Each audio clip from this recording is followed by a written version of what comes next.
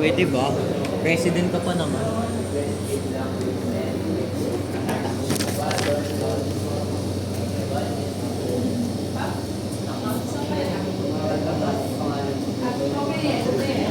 Okay, so kung sinabi po natin flash fiction, isa po siyang kahit na genre wherein very, very short siya. Short course. Okay, so it consists of 1,000 or fewer words that lack exposition. So what do we mean by exposition? What is exposition? It is the introduction or that beginning. Diba? It's the first part of the so dito kay flash fiction, it does not need any descriptive or informative introduction, but rather it focuses on how it will going impact the readers by the title itself or by the words that they are using. So you need to say, mga straightforward ka. Halimbawa, may gusto ka sa crowd. Imbes na may pag-liquid ka, dito may flash fiction, sinasabi na directly yung message ni Astron. Okay, so here are some examples of flash fiction. Okay, so pakibasa po, yung unang example, yung title naman.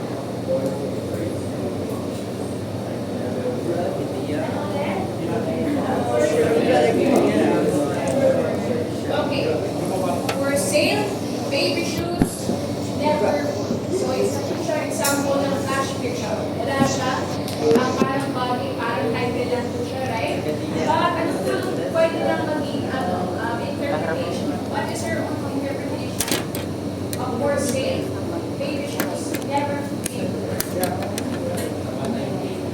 Okay, so namatay yung baby. Yung mga gusto. Okay, so, tungkol po sa saan? It is about what? What is the theme of our story? It is about tragedy, the sense of loss, and grievance, right? Kapag nawalan ka ng mahal mo sa buhay, ang nararamdaman mo, malungkot, sakit, stress, parang naladala mo ang buong mundo. Okay? So yun po isang halimbawa ng flash fiction. Second, we have I Kept Myself Alive. Okay? So parang talagang title siya. So ano ibig sabihin nito? What is your interpretation of this? I kept myself alive. So you sign up. Okay, very good. What else? Your own insights na po about the title. Okay, about the story. I kept myself alive.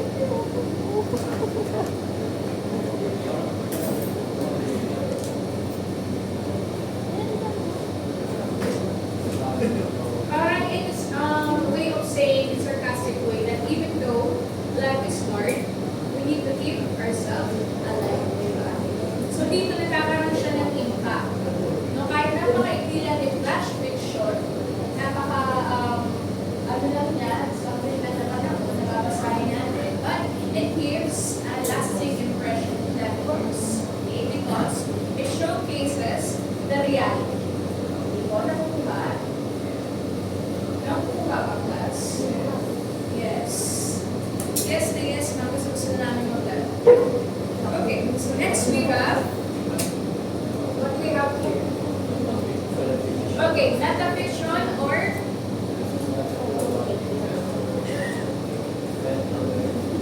fiction about the fiction, or we can call this the self-aware fiction. So now we will know bakit nga ba tinatawag sa metafiction and self-aware fiction. So the author, narrator, or protagonist directly speaks to the reader because it provides truths of reality that always apparent in reality. The reader also plays a part in the story. So here in metafiction, kung ang usual convention ng pagsusulat ng isang literary piece or work ay hindi pinapansin ang presence ng reader, dito kay metafiction, parang dinadirect na sinasabihan tayo na right here. Tayo ang mismong pinapatamaan. So the presence of the readers are seen. Okay po? So halimbawa, Gago yung ano sa mukha hindi niya. na pinapansin madalas sa bahay ninyo, ngayon napansin na. So parang medyo si metafiction. Yung presence is Yung kanina mo ano, di ba? Kasi ang role mo as a reader is important in metafiction. Okay? So, ganun po si metafiction. So, isang halimbawa nito ay yung Forrest Gump. Are you familiar with the movie Forrest Gump? Forrest Gump. Familiar kayo? Forrest Gump?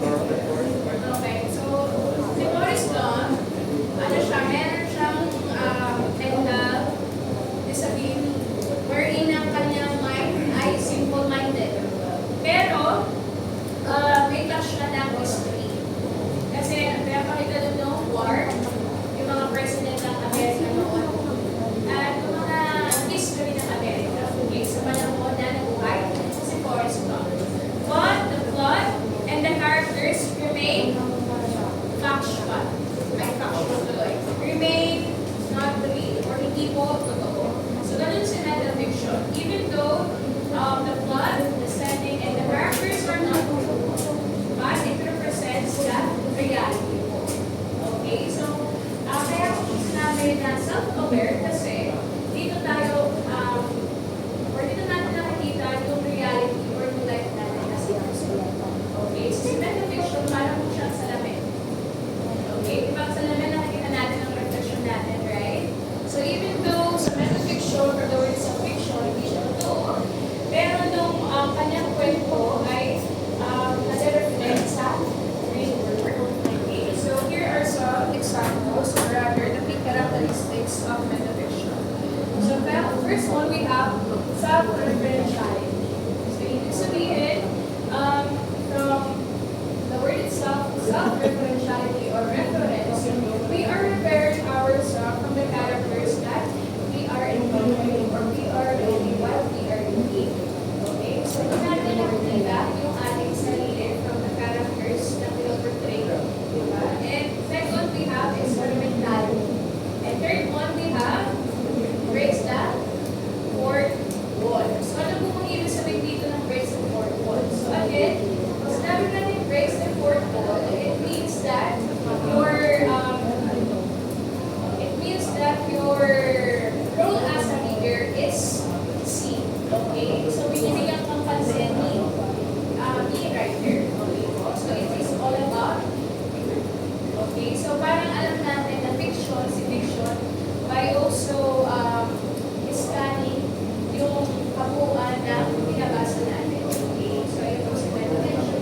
And that's what we have. Anong last natin? The steps 3.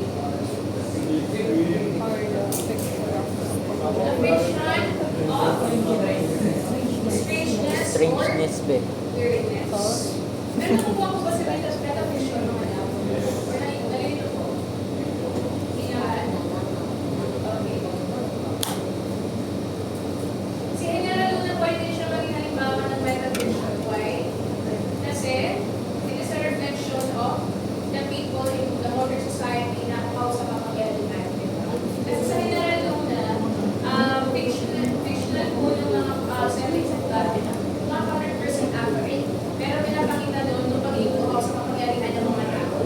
Okay? So, ganun po sa metafiction. Tapos, dito naman, kay slip stream or ang ating last genre fiction ay yung, ayan, fiction of strangeness. It is a non-realistic fiction because it has elements of surreal and anti-reality. It processes science fiction, fantasy, and mainstream literary fiction. And examples of this are Stranger Things Happen, Neil Gaiman's Everywhere, and Haruki Murakami's The Wind Up Bird Chronicle. So let's proceed with the key characteristics of slipstream. So, sa slipstream po kasi, para siyang panaginip natin. Nakapanaginip naman tayo ng mga weird. Mga weird na panaginip. Like, parang biglang magkakaroon ng transition. Halimbawa, napaka-normal ang panaginip mo. Tapos, bigla kang mag-drag sa panaginip na papatayin ka na. Kahit wala kang ginawa. Yung mga ganun tayo panaginip. Yung ano, be, may ka-partner ka na sa panaginip mo, tapos bigla mahulit sa video. Sa video. Okay. So, si Bigla mag-reflect yung katawan. first characteristic niya ay learning Reflect yung katawan. genres. So, it intentionally defies traditional genre Ay, please, sir. throwing from science fiction Flicker. fantasy, literary fiction, creating a unique and unpredictable Sige, judge mo na naman ako. So have you ever Tanggal ko watched something that is not really chronological or hindi maayos yung Kasi naman, parang ako pa rin yung mali. Ah. Pero ano ba kayo naman nagdagay? Nung parang hindi nyo alam ng plot, kaya hindi na rin alam ng team. Hindi mo alam kung horror ako, hindi mo alam kung romance ko. Kahit ako nabuisit eh. Pero ba kayo naman nagdagay? Wait. Pamilya ba kayo sa series sa Doctor Who? Yes. Sino dito familiar sa series sa Doctor Who? British series yun. So, nung British series na yun, medyo makulabas siya. Kasi may halo siya, science fiction, fantasy, and our mainstream literary genre. Kasi si Doctor Who, sabi ng kapatid ko, alien daw siya. Alien ba talaga siya? Kasi hindi ang alien. Pero kaiba-iba kasi yung character na nag-overtake of Identify tapos human. doon, yun na na-launch mo siya ng science and fantasy. So, no, parang hindi clear or unclear no takbo ng story because kapalit-palit siya. Kung nagkakaroon tayo ng transition from fantasy to science fiction, hanggang hindi na natin na-predict yung susunod na mangyayari. So, anong bukay, slipstream, parang managinip po siya, hindi natin alam ang mangyayari. Okay, so second key Bakit parang good? characteristic of slipstream is surreal and illogical. Hindi magkatunog What kasi. do we mean by surreal? Ang sinabi natin surreal, ito ay, are you familiar with the word surreal? Surreal? It feels surreal. Ito yung kadalasan naging expression after natin managinip. Or parang, ito na lang, magandang halimbawa yung pag after natin gumamit ng virtual Gagawin reality. natin ba yung style ko? Sinasabi natin, it feels surreal. Surreal. So it feels, what? It feels real, even though we know that it's not Real. Okay, so parang siya, wow, yun na naman, siya na naman. Hindi, kasi diba, kung sinabi natin siya, yung parang out of reach po siya, pero, ayun na, parang nasa cloud9 tayo. Ay, alam mo yung cloud9, feeling ng cloud9. Gusto ko lang naman Lamig! kasi nangyari ng unexpected na inaasahan mo. Pero alam mo yun, parang hindi ko Nilamig ako. So, ayun si Surreal. So, si Slipstream po ay surreal and illogical.